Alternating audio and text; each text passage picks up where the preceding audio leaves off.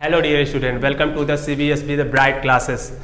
आज स्वागत है आपका एक फ्रेश वीडियो में जिसमें हम लोग पढ़ने वाले हैं फ्यूचर टेंस या फिर इसको कह सकते हैं सिंपल फ्यूचर टेंस। ठीक है, तो इस टेंस को पढ़ने से पहले अगर आप चैनल पे नए हैं तो चैनल को सब्सक्राइब कर लीजिए, वीडियो को लाइक कर दीजिए। तो आइए वीडियो शुरू करते हैं। तो सबसे पहले हमें पता होनी चाहिए आइडेंटिफिकेशन, और वैसे हमने आइडेंटिफिकेशन के लिए एक अलग से वीडियो डाल रखी है, अगर वो आपने नहीं देखा है तो जाके देख लीजिए, है ना, जिससे आपको पता चल जाएगा किस टेंस की पहचान हम लोग कैसे पता करते हैं। तो वहाँ अगर आपने देखा होगा तो हमने बताया था कि इस टेंस की जो पहचान होती है वो क्या होती है, होगा, होगी, होंगे, होगा। ठीक है, तो ये कुछ इसकी पहचान है। अगर ये वर्ड लास्ट में आ रहे हैं तो वो कौन सा टेंस होगा, फ्यूचर टेंस या फिर सिंपल फ्यूचर टेंस। फिर अगली चीज है कि इसमें कौन सी हेल्पिंग वर्ब जो है यूज होती है। तो इसमें दो हेल्पिंग वर्ब है हमारे पास, एक है विल बी और अनदर है शैल बी। ठीक, अब विल बी का जो प्रयोग है वो हम ऑल सब्जेक्ट्स के साथ करेंगे, all subjects except I and B. I B को छोड़कर अगर कोई भी सब्जेक्ट आता है तो उनके साथ हम लोग क्या लगाएंगे, विल बी लगाएंगे। और शैल बी का प्रयोग हम लोग ओनली आई और बी के साथ करते हैं। कुछ कंडीशन है जिनमें हम क्या करते हैं, विल बी को आई बी के साथ और शैल बी को ऑल सब्जेक्ट्स के साथ यूज करते हैं, लेकिन वो कंडीशन हम लोग इंडेफिनिट में जानेंगे जब हम लोग पढ़ेंगे फ्यूचर इंडेफिनिट टेंस। ठीक है, तो ये है। अब इसका रूल देख लेते हैं। तो रूल पढ़ने के लिए सबसे पहले हमें जाना होगा अफर्मेटिव सेंटेंस।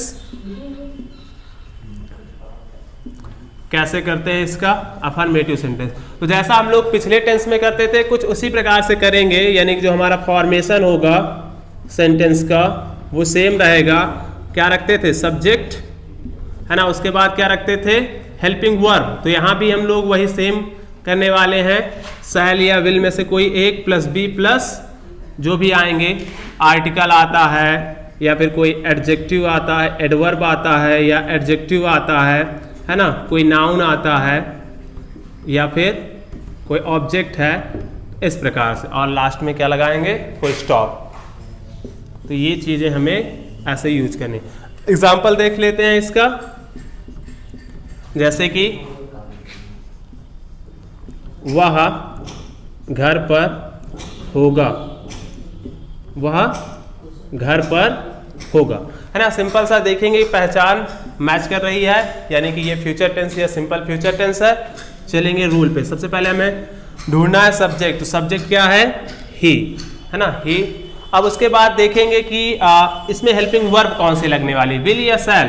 तो हमने बताया कि ऑल सब्जेक्ट के साथ हम लोग क्या प्रयोग करेंगे, विल, है ना, तो तुरंत लगा दिए विल बी, है ना। उसके बाद आर्टिकल यहाँ पे वैसे कुछ है नहीं, तो हमारे पास क्या है, एट, है ना, पर प्रीपोजिशन और होम। ठीक है, तो क्या हो गया, he will be at home. अगला देखते हैं, वह कुछ दिनों से बीमार होगी, वह कुछ दिनों से बीमार होगी। क्या हो जाएगा, शी विल बी इल, इल मतलब बीमार, है ना। कितने दिनों से, कुछ दिनों से, फॉर फ्यू डेज। क्या हो जाएगा, फॉर फ्यू डेज।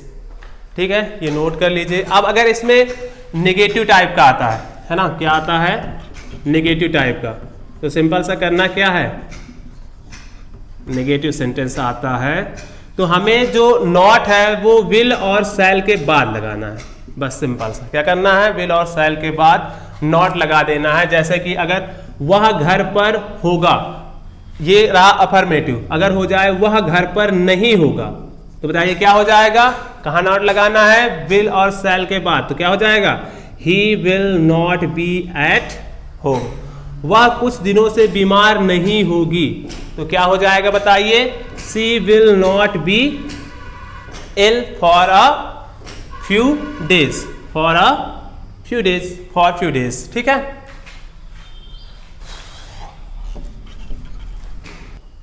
तो आइए देखते हैं इंट्रोगेटिव फर्स्ट। तो इंट्रोगेटिव फर्स्ट में क्या बताया गया था कि ये शब्द क्या से शुरू होते हैं, क्या के लिए हम इनमें कोई अलग सा वर्ड नहीं करते हैं बल्कि हेल्पिंग वर्ब को कर लेते हैं पहले, है ना। तो हम लोग कर लेंगे विल या शैल को पहले सब्जेक्ट के अनुसार, जो भी सब्जेक्ट होगा, ठीक है। उसके बाद सब्जेक्ट रखेंगे, उसके बाद बी, और उसके बाद जो भी चीज़ें आएंगी उनको जैसे क्रम में हमने अफर्मेटिव में रखा था उसी क्रम में रखते जाएंगे, और लास्ट में ऐड करना है इसमें क्वेश्चन मार्क, ठीक है। तो इस तरह से फॉर्मेशन होगा इंट्रोगेटिव फर्स्ट का। तो देखते हैं कुछ एग्जांपल्स इसके। क्या आज बारिश होगी? क्या आज बारिश होगी? तो सिंपल सा हमने देखा कि लास्ट में होगी आ रहा है, यानी कि टेंस हमारा फ्यूचर टेंस ही है। अब जाएंगे कहाँ पे? सब्जेक्ट पे। तो हमने देखा कि इसमें कोई सब्जेक्ट है ही नहीं। तो जब सब्जेक्ट नहीं होता है और सेंटेंस में देखो फिर किसका भाव आ रहा है, सीजन, मौसम, ऐसी चीजों का अगर भाव हो तो वहां पे हमारा जो सब्जेक्ट होता है वो क्या होता है? इट। अब इट के साथ क्या जाएगा? विल। विल इट, है ना, हमने लगाया विल सब्जेक्ट। अब क्या लगाना है? बी, और क्या बची? बारिश, रैन, और कुछ नहीं, question mark. Will it be rain? क्या तुम्हारे घर में कोई नहीं होगा? क्या तुम्हारे घर में कोई नहीं होगा, या क्या तुम्हारे घर पर कोई नहीं होगा? तो अब देखते हैं यहां पे हमें क्या लगाना है। अब सब्जेक्ट ढूंढो, इसमें सब्जेक्ट क्या है? तो हमने देखा कि इसमें सब्जेक्ट तो कोई है ही नहीं, तो हमें एक चीज मिला इसमें, कोई नहीं, है ना, यानी एक संख्या मिली। तो जब भी इस तरह की संख्या या क्वांटिटी होती है तब हम लोग देयर का यूज करते हैं, सब्जेक्ट वहां पे देयर लगाएंगे। किसी दिन जो अगला नेक्स्ट वीडियो होगा उसमें हम लोग इट और देयर का प्रयोग विस्तार से सीखेंगे कि इनका प्रयोग कहां पे सब्जेक्ट के रूप में किया जाता है, ठीक है। तो अब देयर के साथ भी विल ही जाएगा, तो विल देयर, है ना। अब देखो कि ये नहीं इसमें आया है, नहीं जब आया है यानी निगेटिव टाइप का, और आपको पता है कि जब इंट्रोगेटिव में निगेटिव आता है तो हम लोग सब्जेक्ट के बाद नॉट का प्रयोग करते हैं। तो सब्जेक्ट क्या है? देयर, तो विल नॉट, है ना, क्या हो गया? नॉट। अब देखो क्या लगाना है? बी, ये हो गया। विल देयर नॉट बी, है ना, कोई, कोई को बोलते हैं एनी, एनीवन, ठीक। Will there not be anyone तुम्हारे घर में, इन योर होम। एक सिंपल सा ये हो गया। एक इसे एक तरह से और बना सकते हैं, विल देयर क्या है? नो वन करके, है ना। हम लोग कोई नहीं के लिए एक मीनिंग यूज कर सकते हैं, नो वन। नो वन मतलब कोई नहीं, नो वन, नो बडी, ठीक है। Will there nobody be in your home. तो इसका ट्रांसलेशन ऐसे भी किया जा सकता है, ठीक है। अब आगे देखते हैं एक और एग्जांपल। क्या हम भविष्य में साथ होंगे? क्या हम भविष्य में साथ होंगे? तो सबसे पहले हमें ढूंढना है सब्जेक्ट। सब्जेक्ट है हमारा वी, है ना, तो वी के अनुसार हम लोग शैल लगाएंगे, वी के अकॉर्डिंग। तो शैल बी। अब आगे क्या लगाना है? सब्जेक्ट हो गया बी, शैल बी विद, है ना। साथ, साथ को क्या बोलते हैं? टुगेदर, टुगेदर, और question mark. Shall be together. और एक चीज बचा है, क्या? भविष्य में, इन फ्यूचर, ठीक है। तो ये हुआ इंट्रोगेटिव फर्स्ट टाइप का। अगर इंट्रोगेटिव सेकंड आता है तो क्या करेंगे? कुछ हमें एक्स्ट्रा नहीं करना है, बस जो क्वेश्चन वर्ड आएगा उसको सबसे पहले लिख देना है, बस। बाकी सारा फॉर्मेशन सेम रहेगा, ठीक है। देखिए कुछ एग्जाम्पल।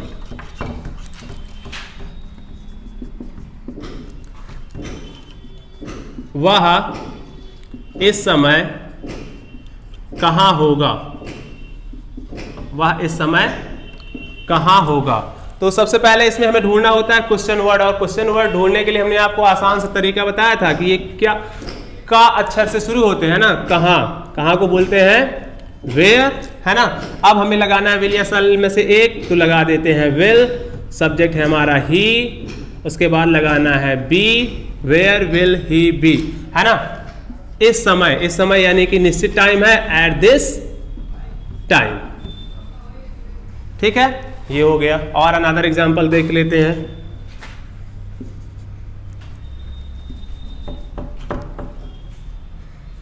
वह उस दिन मेरे साथ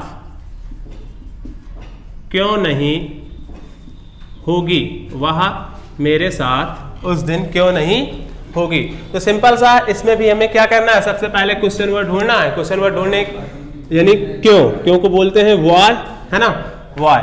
अब देखो सब्जेक्ट क्या है, वह, यानी कि इसके अनुसार आएगा विल सी, है ना।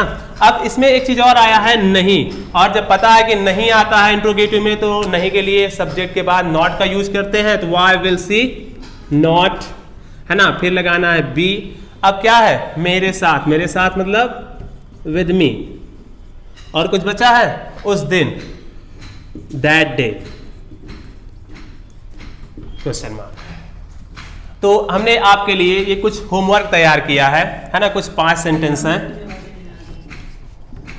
तो इन सेंटेंस का ट्रांसलेशन करके कमेंट में आपको बताना है, ठीक है, वो हम चेक करेंगे, रिप्लाई करेंगे। अगर वीडियो पसंद आया है तो लाइक कर लीजिए और अपने दोस्तों में शेयर कर दीजिए, और चैनल को सब्सक्राइब कर लीजिए ताकि आपको मिलती रही ट्रांसलेशन से रिलेटेड हर एक वीडियो सबसे पहले। Thank you.